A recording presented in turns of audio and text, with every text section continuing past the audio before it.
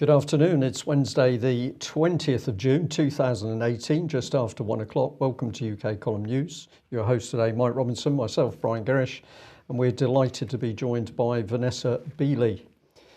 It is International Refugee Day, Brian, so here we go. Good. Which country hosts the most refugees, says the UNHCR. They produced their usual little infographic video thing, pushed out today with some statistics on it. 44,000 people forced to flee their homes every day in 2017. They said 25.4 million people are refugees. 52% of them are children. And as we move through this, actually children is going to be a focus because, well, let's have a look at this one.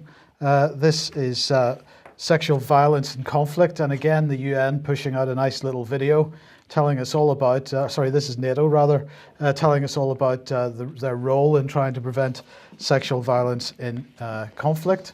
So that's fantastic. The British government got involved in this as well because they had pushed out Lord Ahmed, who was speaking yesterday, on two separate issues, one on the issue of women's taking part in the political process in Syria, and also on sexual violence and conflict. And he said, together we've made real progress since the time that the UK launched our campaign to prevent sexual violence in conflict in 2012. The campaign itself across the world has raised awareness of the horror and scale of sexual violence, as well as the need to tackle accountability and ensure victim support, and to take action to tackle stigma. And then he started focusing on children because, of course, as a result of sexual violence, he says, children are born and often those children experience extreme forms of stigma from communities, from families, they're excluded from school, they're denied medical treatment, they're subject to physical violence and worse. And he said, we as policymakers are not sufficiently focused on their plight as part of our overall approach to sexual violence and conflict. I visited Iraq recently, and in that challenging situation, I did see positive examples. And that's why today I would like to invite all of us collectively, partners working side by side, to join in pledging support for the children born of sexual violence and conflict. These are innocent children, and as we in the UK prepare to host an international meeting in November 2019, 5 years on from the Global Summit to End Sexual Violence and Conflict, we want to put them at the heart, that's the children at the heart and centre of that particular event. So he's certainly not going to do anything about it before November 2019 when they're holding their big gala performance. Well, I really am not really sure what to say about this, Vanessa, if we bring you in at this point, because as I say, he was also talking yesterday about women's participation in the Syrian political process, and he was saying that, of course, many women were experiencing sexual violence as a result of the conflict. We've got this, I think this is an EU event, a Department for International Development EU event taking place today. Women's participation in the Syrian political process. But the fact that the focus is always on children, even in that photograph there, your attention is brought to the child. And nobody at any point is suggesting that we stop the conflict in the first place.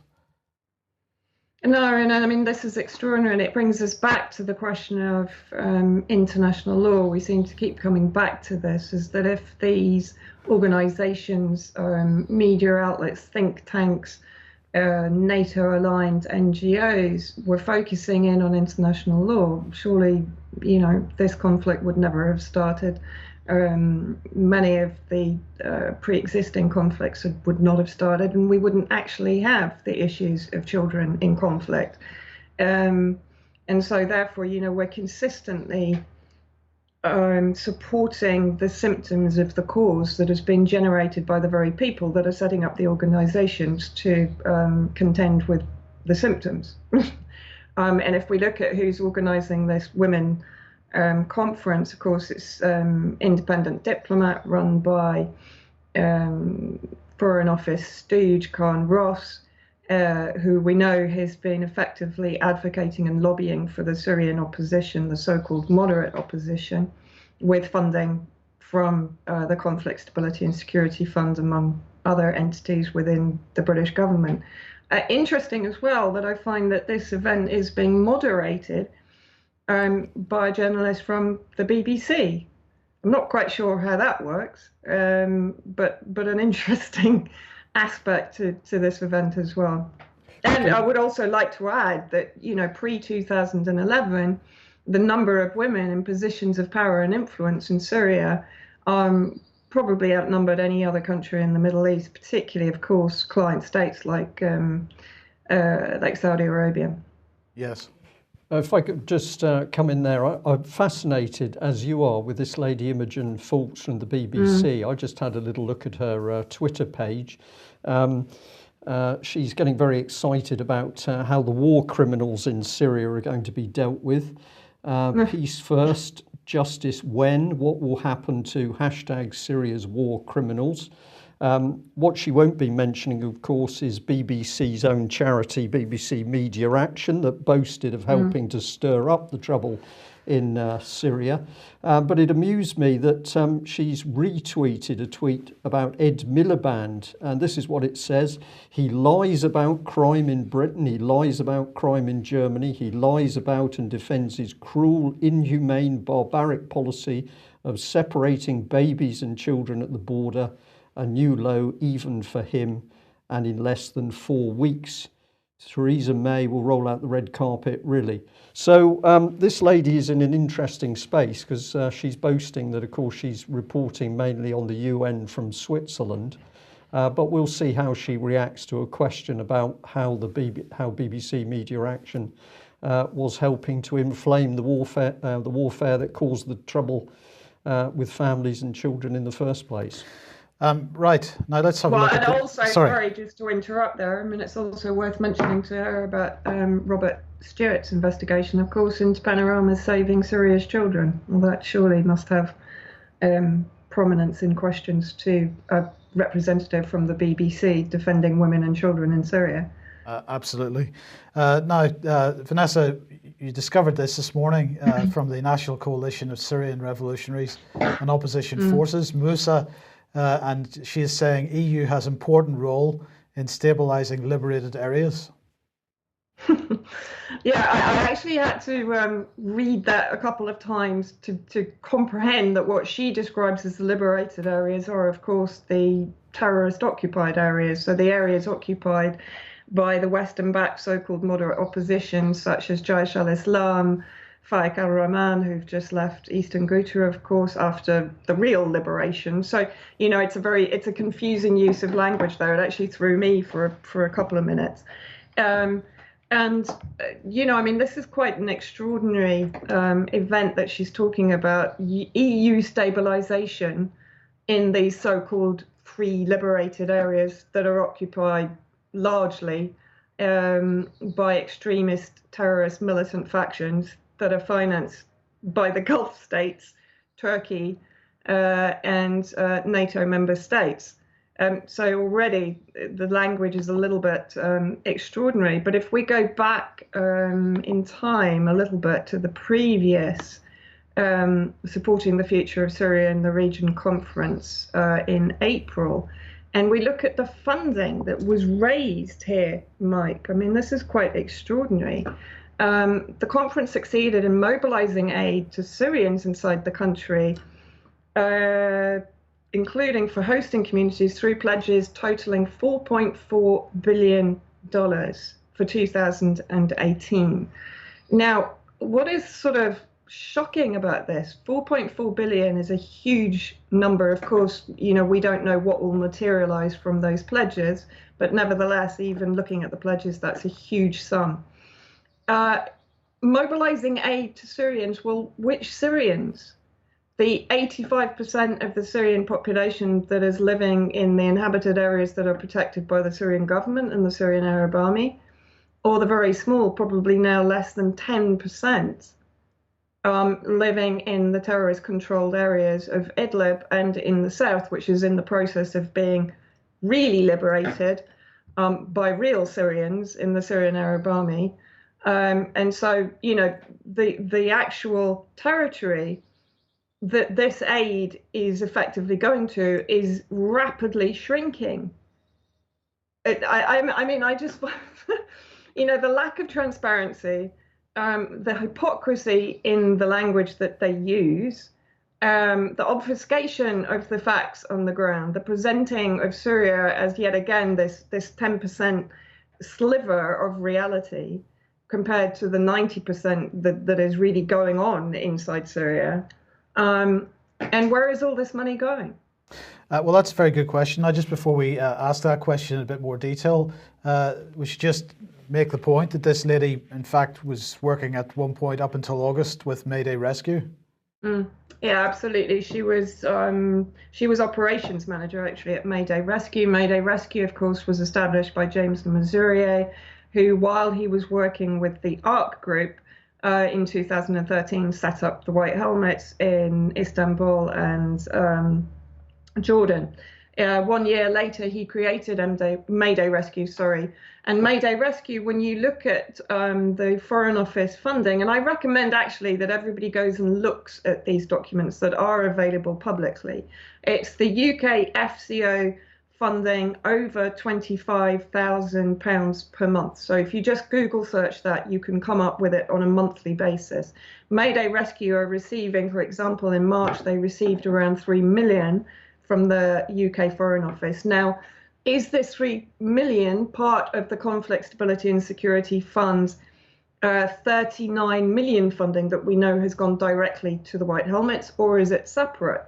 Again, there's this complete lack of transparency, and in recommending people to go and look at this document that shows the funding over 25,000, where is the transparency? I mean, there's a number of organisations that are receiving large amounts of money from the British government, including a lot of media foundations and media training centres that when I looked at it, I had absolutely no idea who they are. Where is the transparency on this? What are we doing with these funds? Well, we're going to come on to the issue of transparency in a moment. I just wanted to come in and say that while you've been talking, Vanessa, prompted by my memories of how Libya was dealt with, where, of course, the moment the violence and the fighting had died down, in came Common Purpose. I see that Common Purpose has now got a programme for Syrian leaders in the diaspora, and it's aiming to build their capacity to contribute to Syria. Brian, that's an interesting point, because if you remember, Mike, we talked about the International War and Peace Reporting Organisation based in Istanbul that has as its head the founder of Common Purpose. And that is actually still receiving, I noticed IWPR is still receiving funding from the UK Foreign Office. Yeah, that's David Bell you're talking about. Yeah. Well, look, I keep saying we're going to come on to transparency. We will in 1 second. But just before we do that, because you were speaking about the White Helmets, so let's talk about this report from Georgetown Security Studies Review. This is Georgetown University. And the headline is Syrian Civil Defence, a Framework for Demobilisation and Reconstruction in Post-Conflict Syria. What is this? Are they already building the narrative for what the White Helmets are going to do should the West actually succeed in getting rid of the Assad government? Yeah, well, I mean, this was interesting. This was written in 2015, which is when I picked it up. And this is where I actually made the connection clearly between James Mazurier, who, of course, was in Kosovo and was very probably, although it's hard to trace him because all of his tracks have been wiped clean. But he was working at that point, having left the army, I believe, or having left the military, was working in what he called, the humanitarian sector. But of course, they relate the White Helmets in the article to the transition of the KLA, the Kosovo Liberation Army, in other words, the extremist factions, to the Kosovo Protection Corps. So the transition from terrorist to humanitarian and security.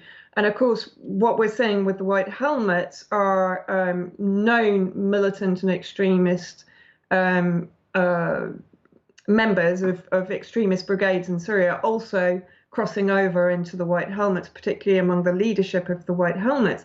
But what's also interesting in this article, and actually I hadn't spotted it before, I must have somehow not read it correctly, but in the article, Le Mazurier admits it is unrealistic to expect the Syria civil defense members, the White Helmets, the majority of whom come from majority Sunni communities, which is exactly what we've always been saying, to remain neutral on a personal level. That's actually quite a big admission in 2015. Of course, I doubt very much he would say it these days because of the accusations that have been levied at the White Helmets of sectarian extremist violence, etc. But this is a very clear admission on his part that this organization is a partisan organization and is not a neutral one. But yeah, I mean, basically what they've obviously been doing, or what the White Helmets were perceived to be, is working on the Kosovo blueprint. They were designed to take over as the security and allegedly humanitarian organization once the EU or the NATO member states had secured regime change and destabilization inside Syria. Okay, well, look, let's move on to this issue of transparency then. And this is a bit of an interesting report from Publish What You Fund, which is an NGO, of course. They say that they envisage a world where aid and development information is transparent, available and used for effective decision-making, public accountability and lasting change for all citizens. So it's change agency once again. But they have just published their 2018 Aid Transparency Index. Now, what I find interesting about this, Vanessa, is that, first of all, the UK Department for International Development is right at the top of the list in 3rd place. But as we scan on down through the list here, we go through the various UNICEF and the various European Union organizations, US, Australia, and so on. The World Bank there's Denmark, US Defence, and so we go on down and we find it pretty close to the bottom actually. I think that was at 6th from the end is the UK Foreign and Commonwealth Office. Now these two organisations, DFID and the UK Foreign and Commonwealth Office, are kind of two sides of the same coin, as it were. So it's a bit surprising perhaps that they find that one is extremely transparent and one is not very transparent, because my experience is that neither of them is terribly transparent. No, and you know we've seen recently some of the FOI, Freedom of Information requests put in, and some of the questions asked of Alistair Burt in Parliament, which included had the British government, I believe, had any contact with Sham, one of the extremist factions that has not yet been designated a terrorist organisation, although Russia has always pushed for it to be designated as thus. Because of the atrocities it's carried out inside Syria, and also whether they were funding Jaish al-Islam and al-Sham. And the answer back, bearing in mind this is taxpayer contributions, of course, that is being used for these financing operations inside Syria. The answer came back that they had funded members of the moderate opposition, but they were not at liberty to reveal their names because they needed to protect those entities. So effectively what Alistair Burt was saying was, well, yes, we're funding the extremist and militant factions inside Syria. We are fomenting regime change and insurgency, which is violation of international law, but we're not going to tell you the names of those organizations in case they then come under attack. I mean, you know, there's the transparency for you. But of course, our government is not going to reveal their motives in Syria to that extent. And of course, they were equally transparent when, as a result of one Freedom of Information request, they did admit that the White Helmets send them monthly financial statements. So they're funded, they send back monthly financial statements, but when they were asked for copies of the monthly financial statements, they absolutely refused to give those. So total transparency there. Okay, look, we'll move on. Well, the delightful Nikki Haley, let's see what she had to say. For too long, the Human Rights Council has been a protector of human rights abusers and a cesspool of political bias. Regrettably, it is now clear that our call for reform was not heeded. Human rights abusers continue to serve on and be elected to the Council. The world's most inhumane regimes continue to escape scrutiny, and the Council continues politicizing and scapegoating of countries with positive human rights records in an attempt to distract from the abusers in their ranks.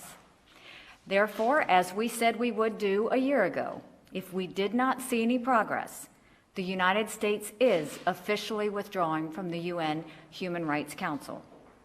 In doing so, I want to make it crystal clear that this step is not a retreat from human rights commitments. On the contrary, we take this step because our commitment does not allow us to remain a part of a hypocritical and self-serving organization that makes a mockery of human rights. A hypocritical and self-serving organisation. Well, Boris Johnson said the United States' decision to withdraw from the Human Rights Council is regrettable. Federica Mogherini said the US has always been at the forefront of protection of human rights around the world. Today's decision risks undermining the role of the US as a champion and supporter of democracy on the world stage. So that is, those are fantastic statements from those two. But you know, if we remember that Saudi Arabia is on the Human Rights Council, Haley talking about hypocrisy. Of course, Saudi Arabia is still receiving plenty of weapons from the United States. We're not going to worry too much about that. But as a general point, Vanessa, does Nikki Haley not have a point that this is a hypocritical organisation? Well, what more can we say? Well, I did wonder if somebody was stood in front of her with a very big mirror while she was talking. I don't think she appears in mirrors, Vanessa. I don't think she appears in mirrors. I mean, basically, what she's saying is stop picking on Israel. I mean, that's what the bottom line comes down to here. It's very clear. I mean, the level of hypocrisy in that little excerpt there is just. I don't think I need to comment on it. But what is interesting is when you bear in mind those comments. And then you bear in mind the resurgence today of the story of widespread torture in the prisons in the south of Yemen, for example, that have been set up by the United Arab Emirates, by the UAE, with, according to reports last year, with the US in place as interrogators in those prisons. So, you know, let's have a look at those human rights abuses, both on the behalf of the Saudi Arabia coalition in Yemen, with the widespread bombing campaigns, humanitarian blockade and sanctions, etc., but then also the UAE-US collusion in the torture centres and the areas that have been taken back by the Saudi coalition in the south. And last year, I actually spoke to Mohammed Al-Wazir of Arwa Rights, ARWA Rights, if people want to follow them. They're an excellent NGO, an independent NGO, set up by a number of Yemenis to follow the human rights abuses inside Yemen since the war started in March 2015. And in combination with the Yemeni Legal Center for Rights and Development, they have recorded the number of cases of torture, abduction, violation of human rights carried out by the US and the UAE in the south of Yemen. So, you know, that's without going into the widespread torture, detention, murder of Palestinians by the Zionist regime. You know, if we're talking about human rights violating regimes, those who are the client states of the United States are probably the worst human rights violators on the planet today. Okay, well, look, it is International Refugee Day, but it is also, it is International Refugee Day. So to celebrate that, the European Union is holding an event about the EU's role in protecting refugee children. And as I said at the beginning of the programme, it all comes down to children at the end of the day, it seems. And this is apparently to commemorate World Refugee Day. They're pleased to invite everyone to a conference, the EU's role in protecting children, prevention of child marriage and safeguarding child welfare, organised by the Human Rights Without Frontiers International and SB Overseas, with the support of the European Parliament Anti-Racism and Discrimination Intergroup and European Parliament Intergroup on Children's Rights. It's amazing how many of these organisations exist. And yet children's rights never seem to improve under these circumstances. Well, the name that comes into my head, Mike, is Roly Post, the lady who was working for the EU and went to the EU with evidence of the abuse and trafficking of children in Romania. And of course, she was threatened and hounded and victimised and forced out of her job by the European Union. So we're back into the realms of gross hypocrisy. Absolutely. So they are running a couple of sessions on child marriage and on safeguarding child welfare with people from UNICEF, people from Human Rights Without Frontiers, and so on. Do you see anything productive coming out of this, Vanessa? No. Word. By the way, just coming back to Roly Post, there is an independent Dutch interview with Roly Post that has just been published, or rather it was broadcast on the 5th of May, but it's just been translated into English, French, and a number of other languages. So I'll be publishing that up at 21st Century Wire as soon as I get a chance. It's very interesting and an in-depth interview with Roly Post herself, who, as you quite rightly say, Brian, is now under increasing and intensified pressure, and is really suffering as a result of the whistleblowing that she did on the illegal trafficking and adoption of children across countries. Okay, brilliant. Thank you very much, Vanessa. Thank you for joining us. I know you've got to run, but just before you go, just want to remind everybody that Reverend Andrew Ashdown will be speaking at the Rye Bakery in Frome on Friday, this Friday coming, beginning at 6 p.m. You'll be at this event? Yes, I will be. I'm really looking forward to it. I hope everyone comes down to listen to Andrew. Okay, thank you. Thanks for joining us today, Vanessa. And a quick reminder that AV9 DVD is available on the UK Column website. And a reminder that tonight is the, well, in fact, that's the wrong date on there because this, of course, is the 20th. But tonight is the UK Column meeting in the George in Plimpton. That's a typo, not a mistake, of course. It doesn't make it fake news because the event is actually taking place. Yeah. Okay. Digital courts, the court reform situation continues apace in the UK. And I've got Sir Brian Levison on screen there because, of course, he was the man that sort of fronted up the whole transformation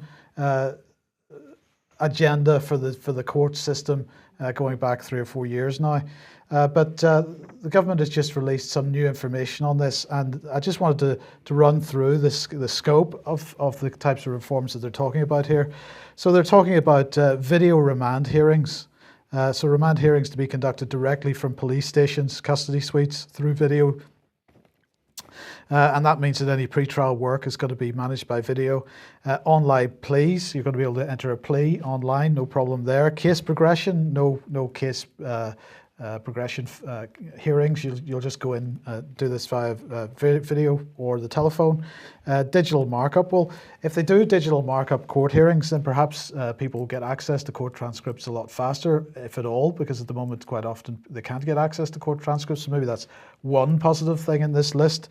But generally, this isn't terribly positive. Criminal court end to end. So they're really attempting to digitize criminal court proceedings from one end to the next.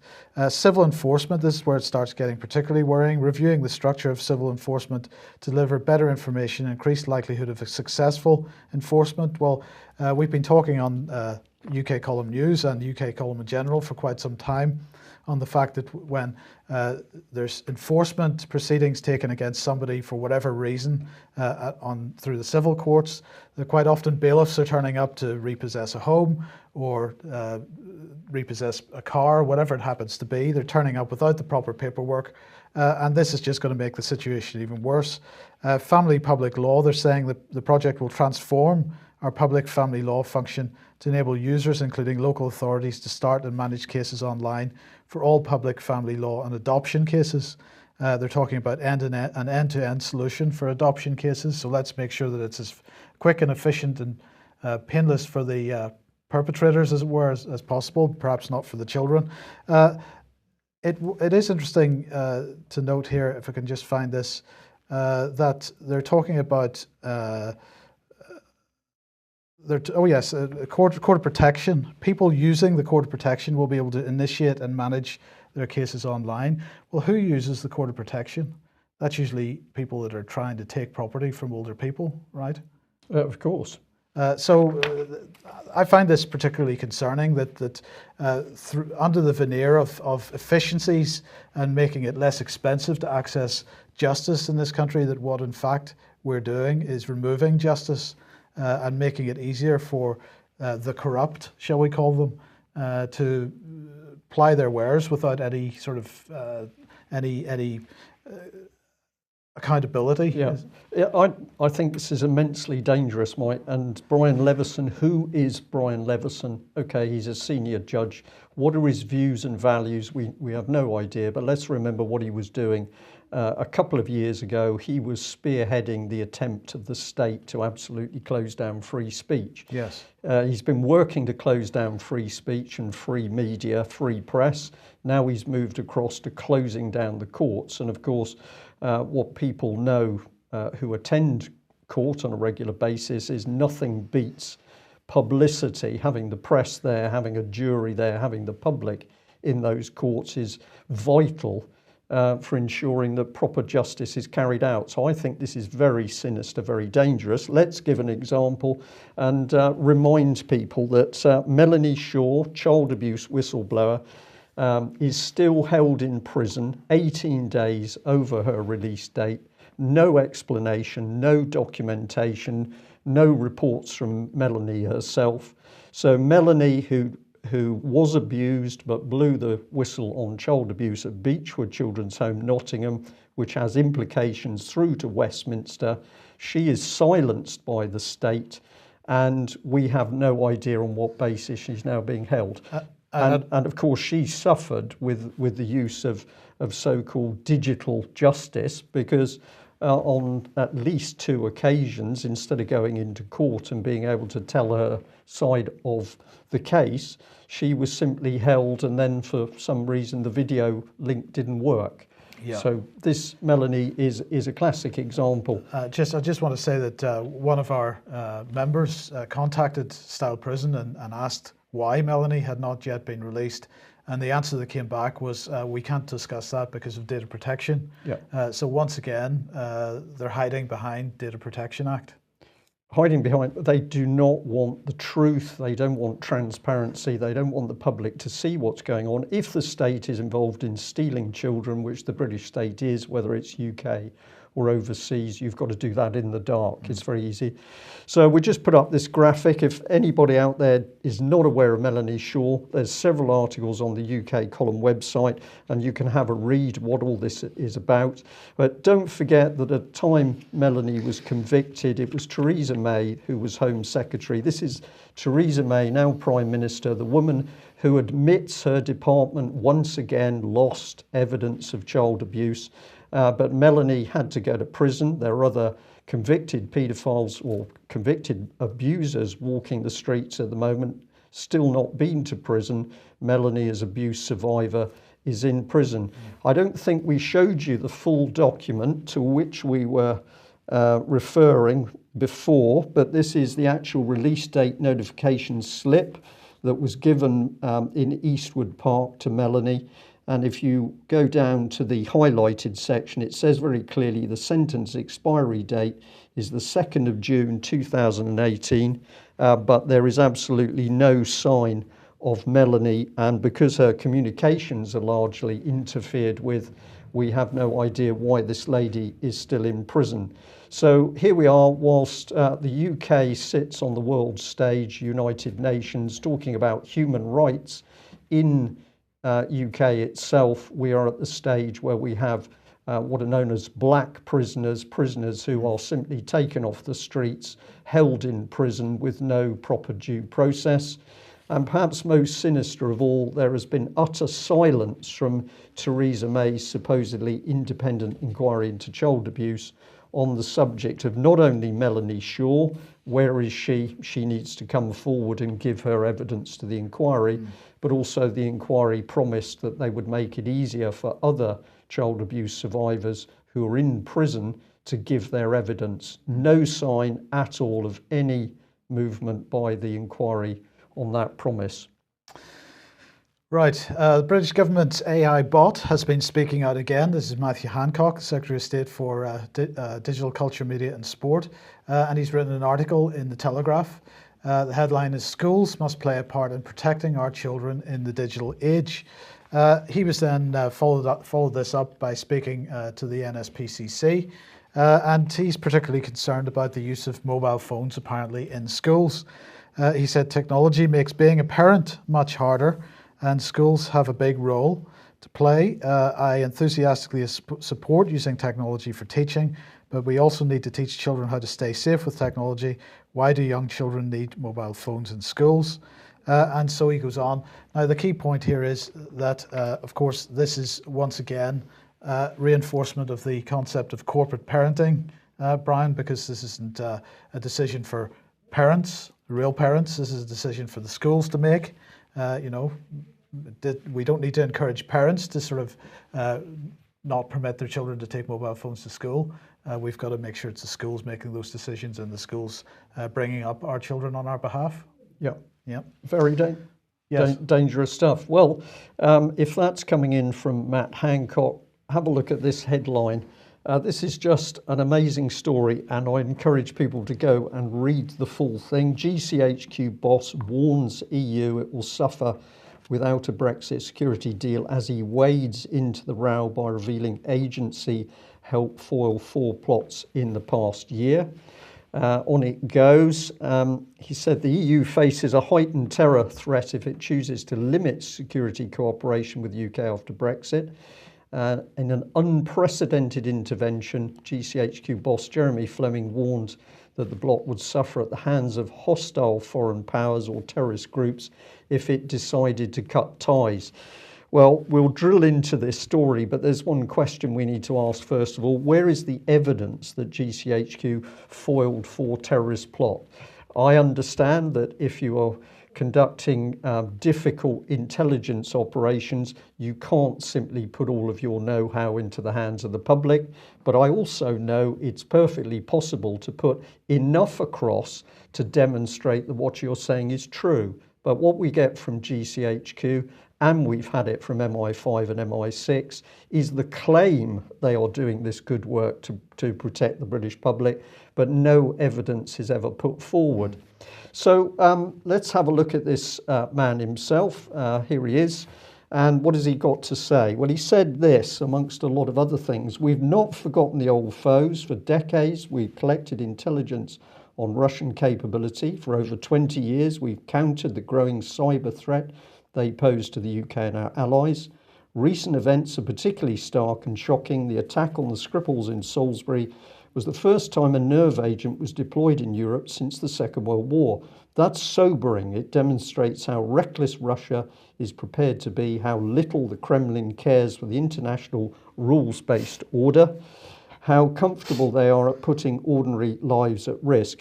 So it's fascinating that if they've been doing this great job for 20 years, how do we end up in the position at the moment where our armed forces and intelligence services have been completely outflanked by the Russians in almost every theatre? And I'm very curious about his reference to the use of nerve agents since the Second World War. To my knowledge, nerve agents were not used in combat in the Second World War. So I'm not quite sure what he's referring to here. Right. But we'll leave people to think about that. But of course, this is all anti-Russian rhetoric from this man. And what we've got is a civil servant who should be apolitical, I think, under his job status, now becoming an aggressive political activist. So I'm going to suggest this is a very dangerous man in charge of a very powerful organisation. But he goes on. He says the robust response from the UK and the international community shows the Kremlin that illegal acts have consequences, and it looks like our expertise on Russia will be in increasing demand. We will continue to expose Russia's unacceptable cyber behaviour. It's like some perverted school teacher thinking he's giving somebody a lecture here. But what this is it's an advert for GCHQ. We're doing a brilliant job, so good we can't tell you. Everything is those naughty Russians. We're not going to tolerate their behaviour. What's the British public know about the true activities of this organisation? And we can ask ourselves that if they're all so effective, why didn't they stop the Skripal poisoning plot in the first place, Mike? Because they did it. Because they did it. Yeah. Interesting. Well, let's have a look at some of the comments we could find on this man. And we came up against Sir Mark Lyle Grant. he was the national security advisor for Theresa May, but he had to resign after mansplaining.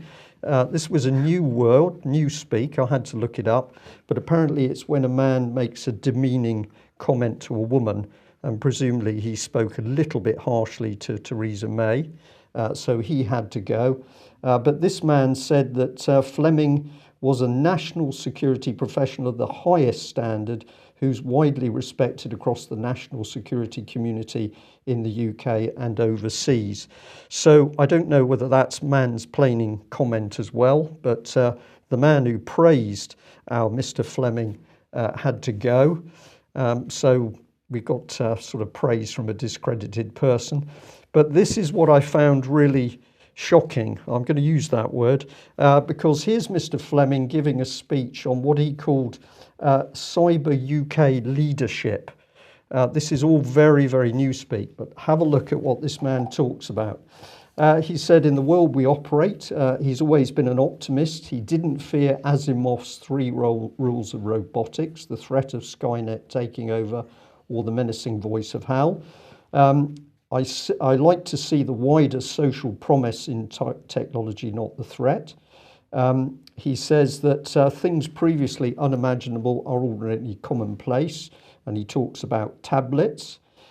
He says, scanning the horizon, there's so much to excite us, the idea of hyperconnectivity, the Internet of Things, if people don't know what that is, every single object and component will be digitally marked and databased, making the links and activity with them intuitive, instantaneous, the power of analytics to improve social services and transform healthcare, the benefit of playing games, for example, using Pokemon Go to break down intimidating social barriers for children with autism, the use of augmented reality to make the scary familiar. Imagine helping your child to find their way around a hospital. This is the boss of GCHQ, apparently on a social crusade to improve our lives through pushing in technology people are regarding as ever more dangerous. I think this man is immensely dangerous, and it gets better because he says over the next 18 months, 5G is coming. We can see how it will change app development, how it will alter irreversibly the speed at which we can connect the world. Of course, there are dangers and pitfalls. We must look for equality in this digital revolution because there's a widening gulf between the capacity for connectivity in rural areas and cities. 5G in all its glory will come at a price that will be beyond many. That's the subject for another time, but I know our colleagues in the Department for Digital Culture, Media and Sport are working hard to make sure nobody is left behind. This man is describing with great pride a brave new world, Mike, where he knows that ever more devices are coming into society which are going to allow him to spy on every part of people's lives. And I'll give you the last bit, but I'm going to encourage people to go and find this talk. He says, while we face an emboldened Russia, we also see the tectonic plates in the Middle East moving. We see Iran and its proxies meddling throughout the region, the use of chemical weapons in Syria. We're watching the dispersal of Daesh fighters, serious crime gangs smuggling people from Eastern Europe and Northern Africa. He's too right here because we're the ones creating this. So I don't know what our viewers would say. I encourage people to go and have a look at this article, but I see an immensely dangerous civil servant who now thinks that he's got a political role to change the whole of society for us. And of course, he's sitting on an absolutely vast spying apparatus in GCHQ. Today is yesterday and today the Rusi Land Warfare Conference is taking place at the Royal United Services Institute. Today they're talking about some of these same types of themes, Brian. And Anthony King from the University of Warwick made the comment this morning, first thing, that military command is an inherently human capacity. We are never going to we're never going to let a machine take charge of killing other human beings. That's the academic's viewpoint. Mark Lancaster, the Armed Forces Minister, didn't seem to be quite so sure about that, as you'll see as we go through this. He said, we have to look to strengthen alliances and bilateral relationships, not only with our closest allies, the US, France and Germany, but also with countries such as Ukraine, Georgia, Lithuania, who are suffering from Russia's attention. Yes, and he went on to say, our adversaries believe truth is malleable. We need to counter that and make sure the truth is heard. And then he went to talk on about autonomy and AI and so on. He said, Autonomous Warrior 2018 will see a battle group from 1st Armoury Infantry Brigade spend a month in Salisbury Plain testing some of the newest robotic technologies in collaboration with the Royal Air Force and the Royal Marines and the US military and US military observers. The division must remain the cornerstone of our military power. It is the division that can bring together decisive force from all domains and ensure interoperability at the international level required to dislocate and overwhelm an opponent. The threat of non-state actors and insurgencies is increased by the proliferation of weapon systems which were once the sole preserve of Tier 1 military powers. And he said that Russia is preparing for major combat operations, and its use of proxies to avoid getting their hands dirty could not obscure their efforts to modernize and improve their armed forces. And then he went on to say that resource scarcity, fragile states, trade disputes, I believe these threats are as acute now as they were in 1963 when Russia warned the public of escalating dangers during the Cold War. But I just found it interesting that Anthony King was quite certain that we should never be allowing the machine to take charge of killing other human beings. But Mark Lancaster really keen to look forward to Exercise Autonomous Warrior 2018, where they're aiming to do exactly that. Yeah, and what a fascinating comment to say that the Russians have attempted to hide the modernisation of their military. In fact, the Russians have been proudly boasting of their ability to modernise and using, of course, production from Russia itself. So there's been no hiding. There's been quite an open statement that they were going to transform their military. And they've said they had to do that because, of course, the Americans have withdrawn from treaties which put Russian defences at risk. But our adversaries believe that truth is malleable. The reason they believe truth is malleable is because they see how malleable the likes of Mark Lancaster and the British government makes it on a daily basis. Right. We're on the stops for time, but we just show this one because I think it follows on so nicely. This is Air Force Times, so US report here. Study to fix Air Force pilot shortage, look to contractors and forget about warrant officers. So we've got creeping privatisation of the American military, but why have they got a problem with pilots? Well, of course, they couldn't breathe. So it says here, Brigadier General Mike Kucheski, who was in charge of a task force dedicated to fixing the pilot shortfall, told researchers he hopes to get nearly 1,400 in fiscal year 2019 and grow to 1,600 pilots a year in the years after fiscal year 2020. But getting there will be difficult. Even the plan to reach 1,200 this year had a wrench thrown in it when the Air Force's T-6 Texan II fleet was stood down due to a string of unexplained physiological events such as hypoxia. As a result, this year's expected pilot production was knocked down to around 1,100. So the fact that the American superstate, super military couldn't supply oxygen to its own pilots has resulted in depressing recruiting for pilots. And what does that mean? We're going to have to bring in those private contractors. What I'm still not clear about is whether these other reports of hypoxia in other aircraft, which we had never heard before the F-35 came along, whether those reports were merely PR efforts to sort of dilute the effect of the hypoxia problems with the F-35 itself, in which case they've been hoisted by their own petard here. Yeah, well, I'm sure we're going to have more to say on this because it's got implications with the British military as well. We'll leave it there. Thank you very much for joining us. And a very big thank you to the people who've signed up for subscriptions. Subscriptions so important to us as they give us a regular income. So if you're not a subscriber of UK Column, please consider becoming one. We can only do what we do with your financial support. Thanks for joining us. Bye-bye.